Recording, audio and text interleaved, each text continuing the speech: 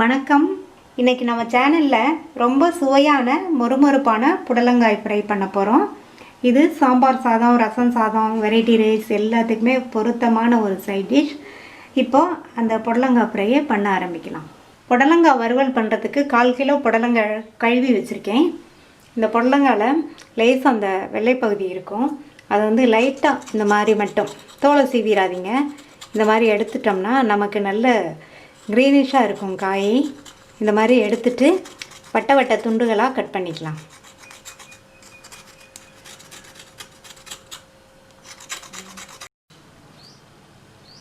இந்த மாதிரி ரவுண்டாக கட் பண்ணிக்கணும். நான் கட் பண்ணும்போது நடுவில் வந்து விதைகள் இருக்கும். இந்த இடத்துல அந்த விதைகளை எடுத்துட்டு இந்த அளவு திக்னஸ்க்கு கட் பண்ணிக்கோங்க. புடலங்காய் தின்னாக இருந்ததுனால நான் ரவுண்டாக கட் பண்ணியிருக்கேன். சப்போஸ் உங்கள் புடலங்காய் கொஞ்சம் பெருசாக இருந்ததுன்னா ரவுண்டாக கட் பண்ணி அதை வந்து ஹாஃப் ரவுண்டாக கட் பண்ணிக்கோங்க. கட் பண்ண காயை பாத்திரத்தில் சேர்த்தாச்சு. இது கூட 1/4 டீஸ்பூன் உப்பு சேர்த்துடலாம். சேர்த்துட்டு இதை நல்லா பெசரி விட்டுருங்க.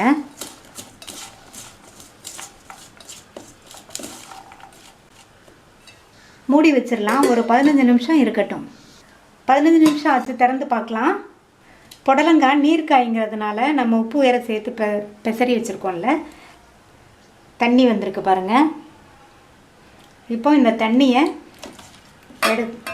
லைட்டாக பிழிஞ்சிடலாம். காயை எடுத்துட்டு இப்படி லைட்டாக மட்டும் இப்படி பிழிஞ்சு விட்டிங்கன்னா அதில் உள்ள தண்ணி வந்துடும்.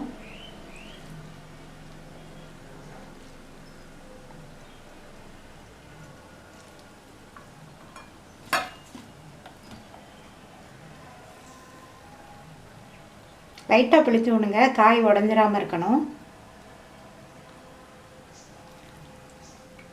இதே மாதிரி எல்லாத்தையும் பிழிஞ்சு எடுத்துடலாம். புடலங்காயில் உள்ள தண்ணியெல்லாம் நல்லா பிழிஞ்சு எடுத்தாச்சு. ஒரு பாத்திரத்தில் 4 டேபிள் ஸ்பூன் கடலை மாவு, 1 டேபிள் ஸ்பூன் அரிசி மாவு, 1 டேபிள் ஸ்பூன் கார்ன்ஃப்ளவர், ஒரு 2 டீஸ்பூன் வெள்ளை எள்ளு, 1/2 டீஸ்பூன் தனி மிளகாத்தூள். உங்களுக்கு காரம் வேணும்னா நீங்கள் அதிகமாக கூட சேர்த்துக்கோங்க. 1/4 டீஸ்பூன் மஞ்சள் தூள், ஒரு பிஞ்ச் பெருங்காய பவுடர், குட்டி குட்டியாக கட் பண்ண கருவேப்பிலை, உப்பு தேவையான அளவு நான் ஒரு 1/2 டீஸ்பூன் சேர்த்துருக்கேன். அது கூட கொஞ்சமாக லெமன் ஜூஸ் ஒரு 1/4 டீஸ்பூன். அதுக்கப்புறமா புடலங்காயை சேர்த்துடலாம்.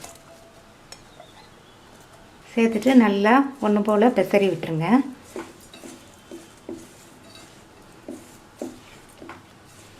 நல்லா ஒன்றா பெரட்டி விட்டாச்சு. கொஞ்சமாக தண்ணி தெளித்து, நிறைய ஊற்றிடாதீங்க, மறுபடியும் பெசரி விட்டுடலாம். இந்த எல்லாமே இந்த காயில் கோட் ஆகுற மாதிரி இருக்கணும். இன்னும் கொஞ்சம் தெளிச்சுக்கலாம்.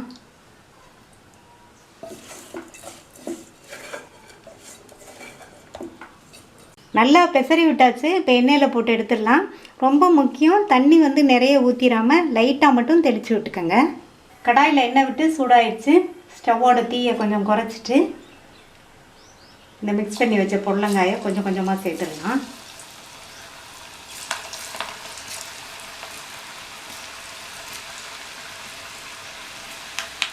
கொஞ்சம் நேரம் கழித்து அதை அப்படியே பரட்டி விடலாம். அப்படியே லைட்டாக அப்படியே பரட்டி விடலாம்.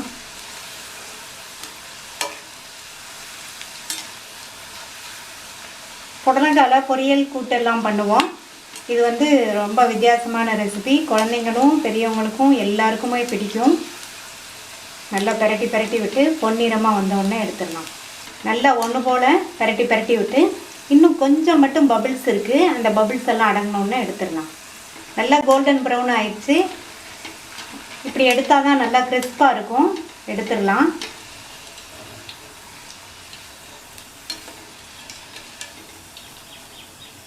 மொறுமொறுப்பான புடலங்காய் வறுவல் ரெடி ஆயிடுச்சு. மீதி உள்ள புடலங்காயும் போட்டு எடுத்துடலாம். எல்லாத்தையும் ஃப்ரை பண்ணியாச்சு. இப்போ ஸ்டவ் ஆஃப் பண்ணிவிட்டு அதில் அதே ஹீட்டில் இருக்கும்போதே கருவேப்பிலை சேர்த்துடலாம்.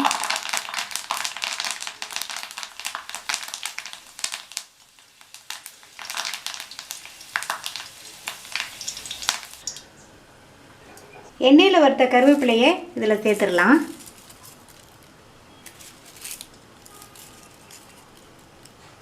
மொறுமொறுப்பான சுவையான புடலங்காய் வறுவல் ரெடி ஆயிடுச்சு.